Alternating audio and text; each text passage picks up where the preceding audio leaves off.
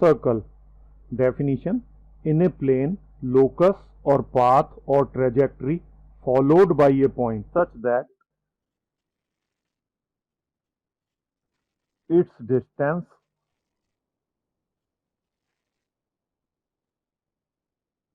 from a fixed point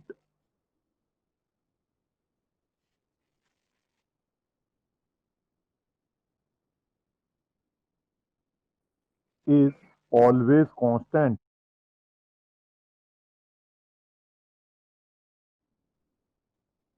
okay, तो ये जब इन ए प्लेन की बात कर रहे हैं तो वो सर्कल है। अगर आप प्लेन की जगह स्पेस वर्ड यूज करेंगे, इन ए स्पेस, तो वो स्फीयर बन जाएगा। ठीक है, तो ये ध्यान आपको रखना है। अब यहां पर आप नोट करेंगे, the fixed point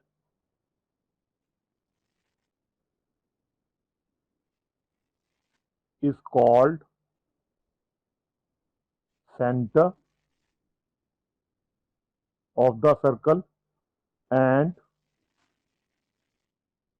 constant distance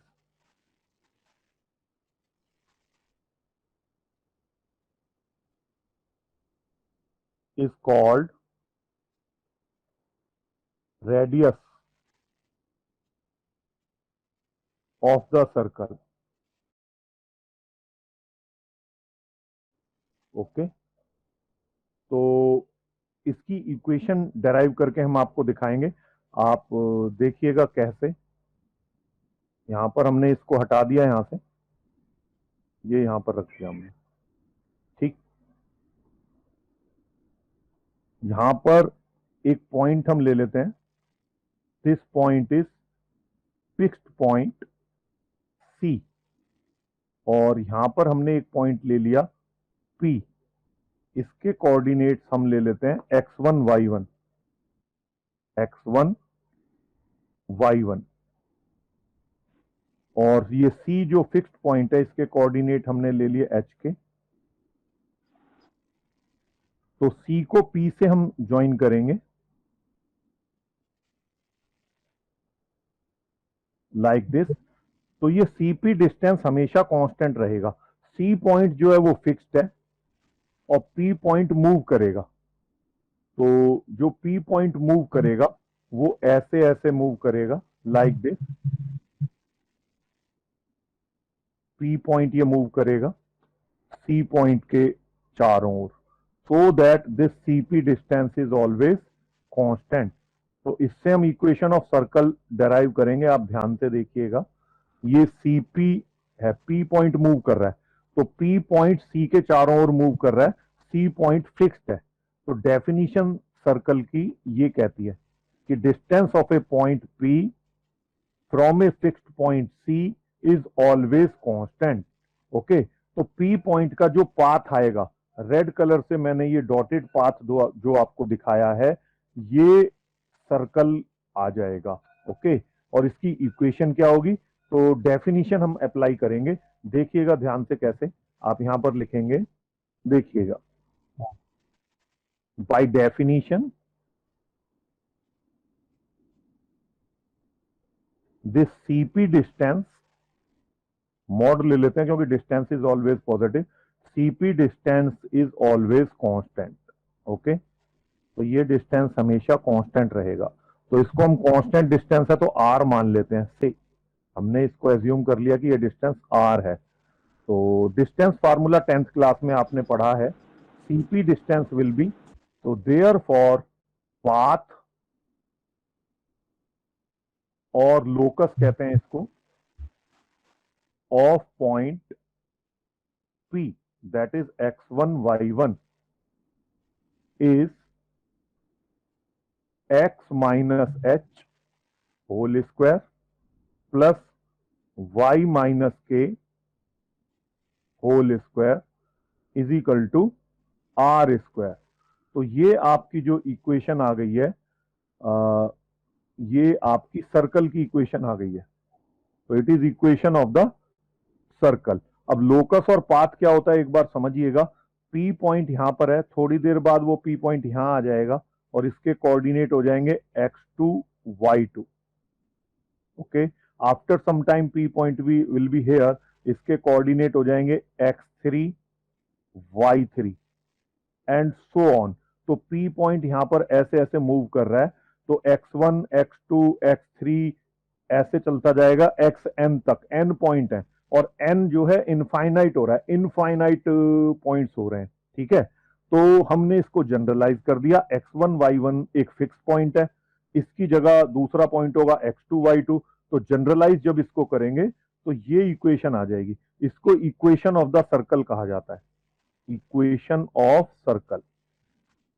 okay, यहां पर सेंटर जो है वो एच के है और रेडियस आर है। ओके, तो radius of this circle is R and centre is C. Set of points, circle की न्यू डेफिनेशन जो है, सेट ऑफ पॉइंट्स मतलब इनफाइनाइट पॉइंट्स हो गए, set of points which remains at a constant distance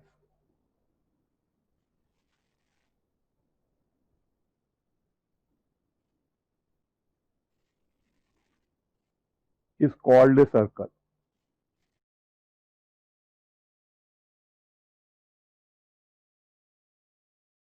कहेंगे और fixed distance को radius.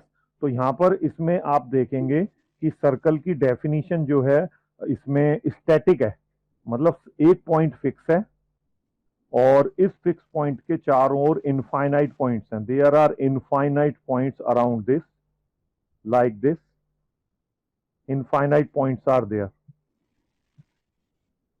तो सेट ऑफ पॉइंट्स, तो ये चारों ओर जो पॉइंट्स आ रहे हैं इस फिक्स्ड पॉइंट के पास, इसको सर्कल कहते हैं। तो set of infinite points, these points are infinite, इसको सेंटर कहेंगे और किसी भी पॉइंट को ऐसे ज्वाइन कर देंगे कांस्टेंट डिस्टेंस, तो ये रेडियस आ जाएगा सीपी।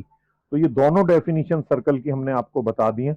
अब आप देखिए इस इक्वेशन को मैं कैसे सॉल्व करता हूं।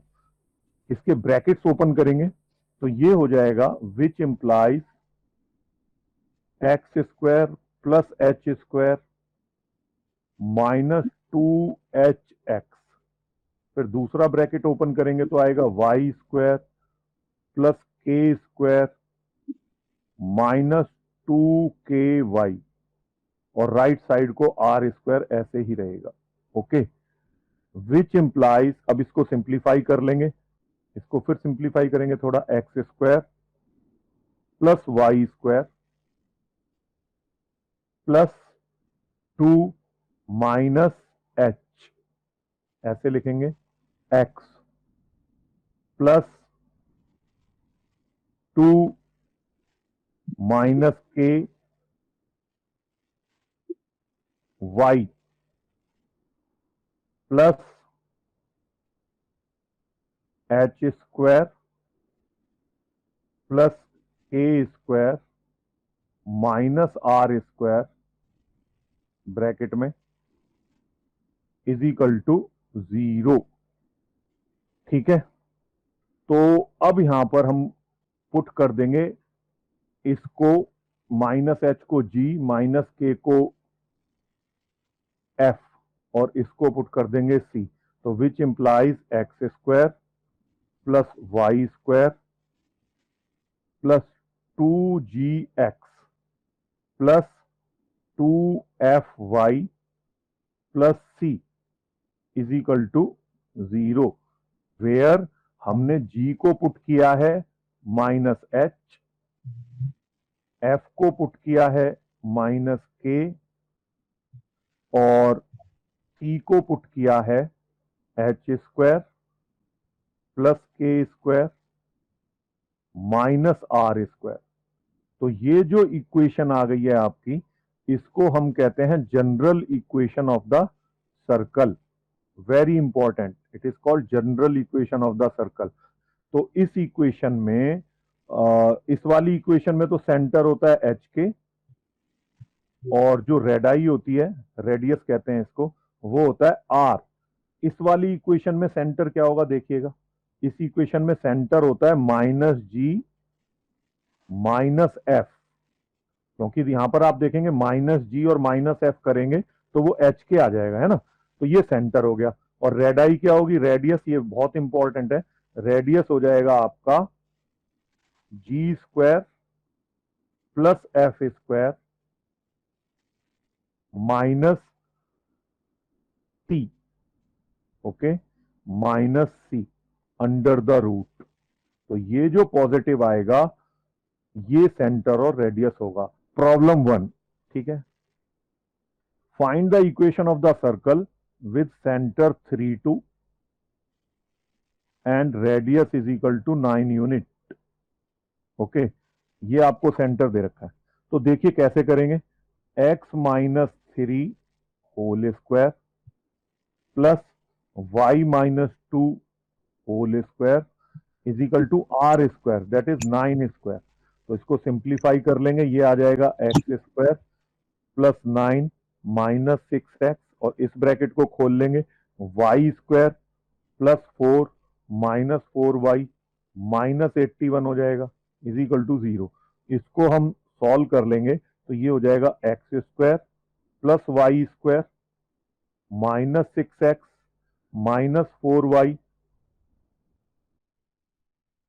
माइनस 4y, 9 और 4 13, तो 81 में से आप 13 को घटा लीजिए, ठीक है। तो 11 में से 3 गया तो बचेगा आपका 8, और यहाँ 7 बचेगा, 7 में से 1 गया 6, 68 आ जाएगा। -68 इज इक्वल टू 0। तो ये आप देखेंगे, ये स्टैंडर्ड इक्वेशन सर्कल की है, इसको सिंप्लीफाई किया तो जनरल इक्वेशन सर्कल की आ गई।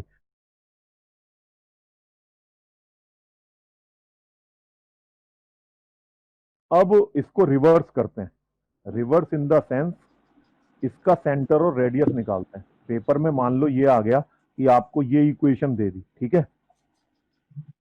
तो रिवर्स करेंगे इसको, यहां से ये वाली इक्वेशन आपको दे रखी है, इसका सेंटर और रेडियस निकालना है, ठीक है। तो आप क्या करेंगे, comparing with the general equation, इसको इससे कंपेयर कर लेंगे। तो 2gx की वैल्यू आ जाएगी -6x, पेपर में बिल्कुल ऐसे ही करना है।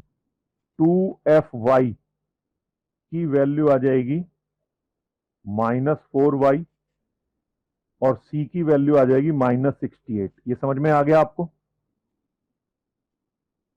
Comparing with the general equation. तो x की वैल्यू, x से कट जाएगा, यहां से g की वैल्यू आ जाएगी -3, इसी तरह से y से कट जाएगा, f की वैल्यू आ जाएगी -2, और c आपको दे रखा है -68। तो यहां पर सेंटर जो होगा वो होता है -g-f, तो वो आपका सेंटर हो जाएगा 3 और 2। तो आप देखेंगे कि सेंटर हम 3 और 2 ही लेके चले थे, है ना। और रेडियस हमें निकालना है, तो वो होगा g square plus f square minus c under the root. तो आप जी का स्क्वायर करेंगे, दैट इज -3 का स्क्वायर 9, एफ का स्क्वायर करेंगे -2 का स्क्वायर 4, माइनस सी, तो माइनस माइनस प्लस हो जाएगा, ये हो जाएगा 68 इसका अंडर रूट। ओके, तो आप देखेंगे ये हो जाएगा 9 और 4 13, तो 81 हो जाएगा। 81 का अंडर रूट आप करेंगे तो वो आ जाएगा 9। तो रेडियस हमारा आ गया 9 यूनिट्स। तो आप देखेंगे कि रेडियस हम ऑलरेडी 9 यूनिट लेके चले थे। तो पेपर में दोनों तरह से क्वेश्चन आते हैं कि सेंटर 3 2 है, रेडियस 9 है, आप उसकी इक्वेशन निकालिए। तो आप ये वाली स्टैंडर्ड इक्वेशन लगाएंगे, इस इक्वेशन से आपके पास ये इक्वेशन आ जाएगी। ओके, सर्कल की इक्वेशन आ गई। और एग्जाम में आपको सर्कल की इक्वेशन दे रखी होगी इस फॉर्म में, वो पूछेगा सेंटर और रेडियस बताइए, तो इसको जनरल फॉर्म से कंपेयर करके आप सेंटर और रेडियस बता देंगे। एक कंसेप्ट और है कि डायामीटर जो होता है वो ट्वाइस ऑफ रेडियस होता है, तो रेडियस का डबल कर देंगे वो डायामीटर आ जाएगा। जनरल इक्वेशन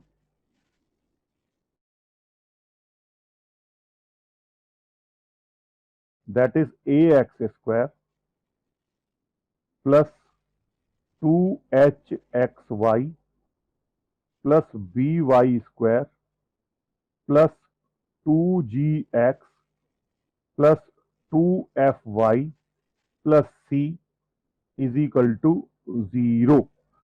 ए B C H G F F, इस डिटर्मिनेंट की वैल्यू अगर 0 है तो ये जो इक्वेशन आई है 1, then 1 represent pair of straight line, pair of straight line. Clear? If, ये याद रखिएगा। तो ये general equation of second degree है, general equation of second degree. तो इसको मैं सेकंड डिग्री लिखता हूं, अभी कोन की नहीं लिखता, यहां पर मैं लिखता हूं general equation of second degree,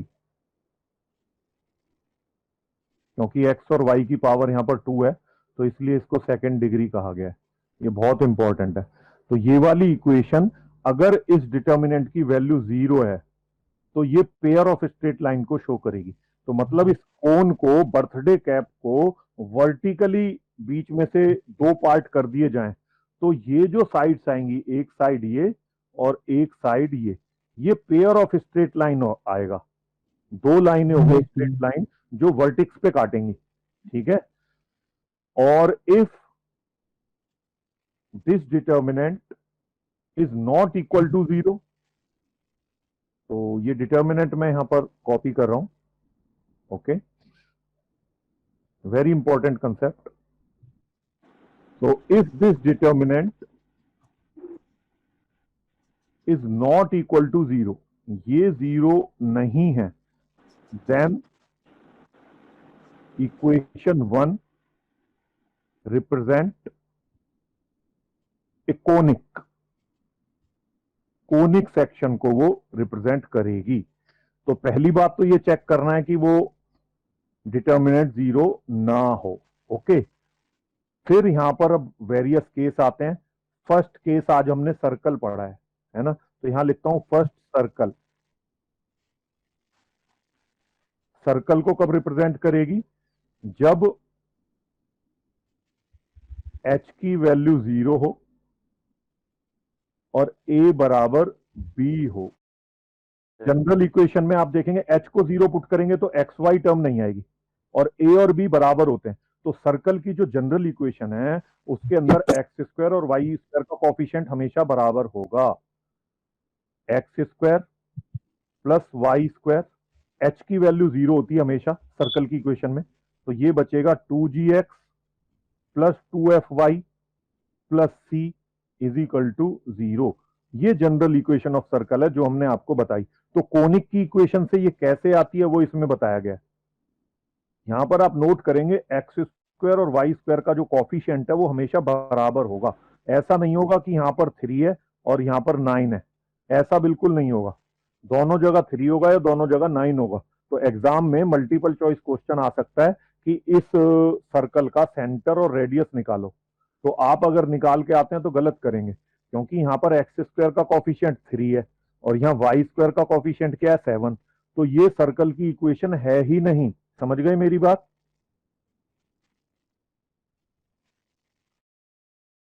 अगर यहां पर दोनों जगह 3 है तो ये सर्कल की इक्वेशन है, या दोनों जगह 7 है तो ये सर्कल की इक्वेशन है। कहने का मतलब ये हुआ कि कॉफिशिएंट ऑफ एक्स स्क्वायर और वाई स्क्वायर दोनों बराबर होने चाहिए। पहली कंडीशन तो ये है। उसके बाद आप इसका सेंटर और रेडियस निकाल सकते हैं। तो जनरल इक्वेशन ऑफ जो कोनिक है ये वाली, ये सर्कल को रिप्रेजेंट करती है यदि इसमें h 0 है और a बराबर b है। ओके, अब ये बाकी पैराबोला, हाइपरबोला और एलिप्स को कब रिप्रेजेंट करेगी तो वो मैं आपको बताता हूं। यदि h square minus A B equal to 0 है, लेस देन 0 है या ग्रेटर देन 0 है, देन फर्स्ट केस में 1 रिप्रेजेंट पैराबोला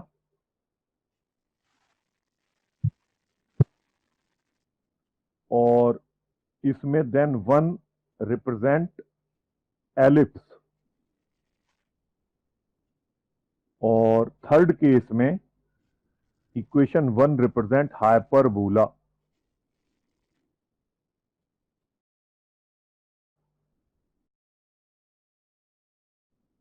अब कोनिक के सेक्शन को रिप्रेजेंट कर रही है तो हमें यह देखना है कि वो सर्कल को रिप्रेजेंट कर रही है या पैराबोला को या एलिप्स को या हाइपरबोला को।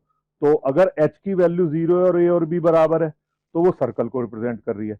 अगर h square minus A B 0 आ रहा है तो वो पैराबोला को रिप्रेजेंट करेगी।